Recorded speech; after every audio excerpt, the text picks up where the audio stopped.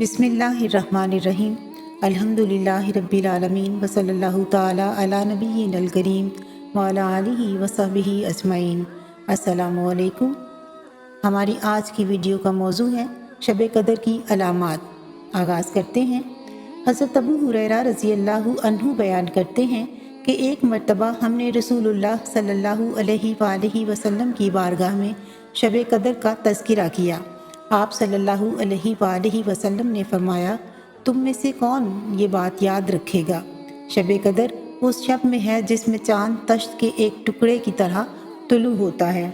हज़रत अब्दुल्ला बिन अब्बास रज़ी अल्लाहु अन्हुमा हुज़ूर नबी अकरम सल्लल्लाहु अलैहि वसल्लम से रिवायत करते हैं, आप सल्लल्लाहु अलैहि वसल्लम ने शब कदर के बारे में फ़रमाया, ये रोशन रात होगी, ना ज़्यादा गर्म ना ज़्यादा ठंडी, उसकी सुबह का सूरज सुर्ख और धीमा होगा।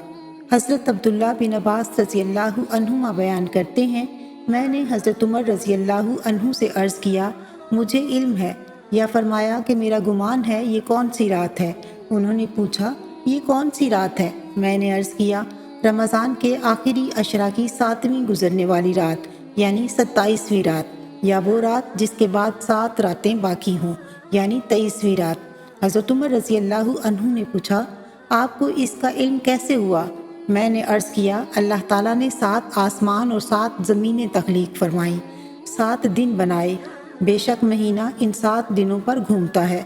इंसान को 7 दिनों में तख्लीक फरमाया। वो 7 आंतों से खाता है। वो 7 अज़ा पर सजदा करता है।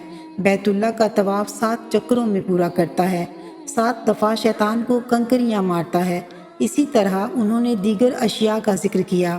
इस पर हज़रत उमर रज़ी अल्लाहु अन्हु ने फरमाया, ए इब्ने अब्बास, आपने वो मामला समझा दिया जिसकी हमें समझ न थी।